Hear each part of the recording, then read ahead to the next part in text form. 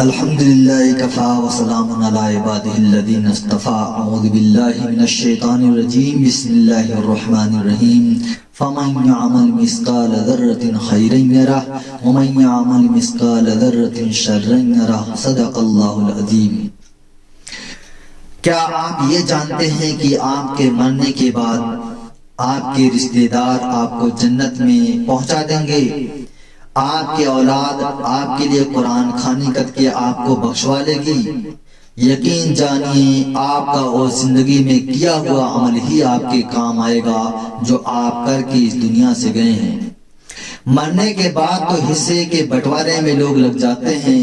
آپ کس غلط فہمی میں پڑے ہوئے ہیں کہ آپ کے رشتہ دار جو کبھی کبھار آپ کی بھولے بھٹکے حال چال لے لیتے ہیں، آپ کی اولاد جنہیں آپ نے دین کی تعلیم نہیں دی، وہ آپ کیسے امید رکھ سکتے ہیں کہ وہ آپ کو کلمہ پڑھ کے قرآن کی تلاوت کر کے آپ کو جنت میں پہنچانے کی کوشش کریں گے؟ اے نادان انسان کا اصلی عمل وہی ہوتا ہے جو اس نے اپنی زندگی میں کر لیا ہے، چاہے وہ نیک ہو یا برا ہو۔ نیک عمل ہے تو اسے جنت میں لے جائے گا، برا عمل ہے تو اسے جہنم کا حقدار بنائے گا۔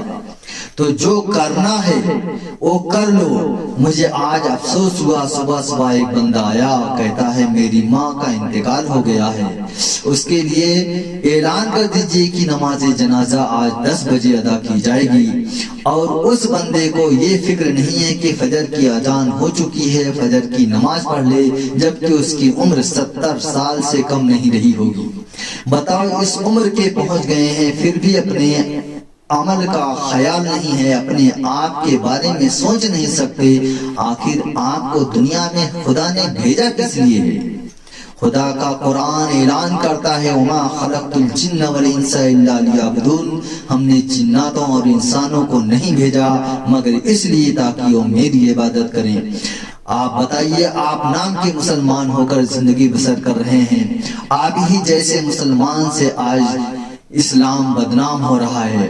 نہ آپ کے معاملات صحیح ہیں، نہ آپ کے اقوال و افعال صحیح ہیں، ہر بات میں جھوٹ ہے، ہر بات میں گالی نکلتی ہے، ہر قول میں دغا بازی ہے۔ آپ کیسے مسلمان ہیں؟ ہمارے نبی نے فرمایا مسلمان دھوکہ نہیں دیتا۔ ہمارے نبی نے فرمایا مسلمان ہو جس سے عام لوگ محفوظ رہیں۔ ہمارے نبی نے فرمایا مسلمان جھوٹ نہیں بولتا۔ ہمارے نبی نے فرمایا مسلمان جوا نہیں کھیلتا۔ ہمارے نبی نے فرمایا مسلمان شراب نہیں پیتا۔ جو چیزیں منع کی گئی ہیں اسے ہم اپنائے ہوئے ہیں، پھر بھی ہم اپنے آپ کو مسلمان سمجھ رہے ہیں۔ بہت افسوس کی بات ہے میرے دوستو۔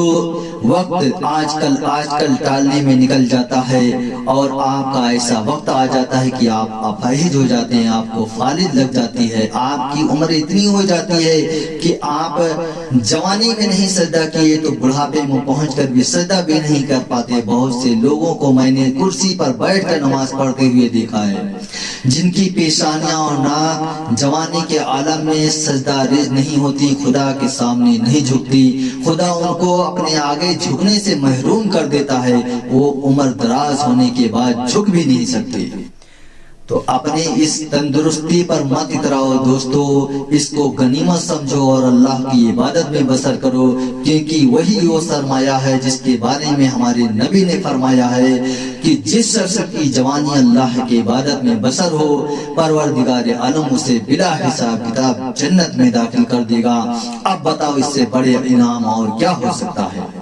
چاہے مرد ہو یا عورت، جس کی جوانی اللہ کی عبادت میں بسر ہو، پروردگار عالم بلا حساب کتاب اسے جنت میں داخل کرے گا۔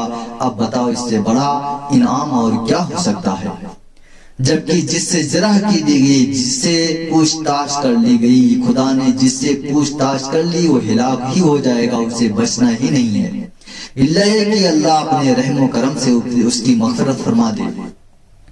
تو میرے دوستو، ہم اپنے آپ کو پہچانے، اپنے لیے کچھ کرب کریں، کیونکہ ہمارے پاس جو تن من دھن لگا کے ہم کماتے ہیں، مال جمع کرتے ہیں، آخری وقت آ جاتا ہے ہم سب چھوڑ کر چلے جاتے ہیں، ہمارے وارث کے حقدار بن جاتے ہیں، ہمارا بچا کیا ہے؟ کچھ نہیں، ہمارا وہی بہترین ساتھی وہ عمل ہے جسے ہم پیچھے چھوڑ دیتے ہیں اور اس کی طرف پھٹی نگاہ بھی نہیں دیتے۔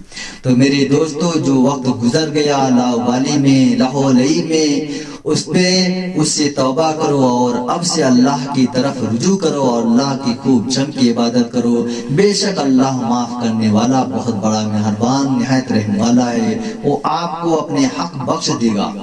آپ نے بندے کے حقوق دبائے ہیں تو انہیں لے دے کر تلافی کر لو، کیونکہ اللہ بندوں کے حق تبھی معاف کرے گا جب آپ خود اس سے معافی مانگ لیں گے یا اس کا حق دے دیں گے۔